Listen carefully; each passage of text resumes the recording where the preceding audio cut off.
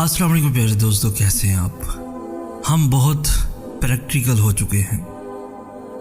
नौजवान नस्ल मौत से बदतर ज़िंदगी गुजार रही है क्योंकि हम लोग हद से ज़्यादा प्रैक्टिकल हो चुके हैं। हम हर चीज़ को रियलिस्टिक वे में सोचते हैं। हमें कोई बोलता हुआ इंसान चुप नज़र आता है तो हम कहते हैं ऐसे ही किसी से बात करने का दिल नहीं कर रहा होगा इसलिए चुप है, इट्स ओके। हमें कोई इंसान छुप कर रोता हुआ दिखता है तो हम कहते हैं रोने दो, दिल हल्का हो जाएगा, इट्स ओके। हमें कोई इंसान अकेला बैठा नज़र आता है तो हम कहते हैं कोई बात नहीं, उसका नेचर ही ऐसा है, किसी से बात करना पसंद नहीं, इट्स ओके।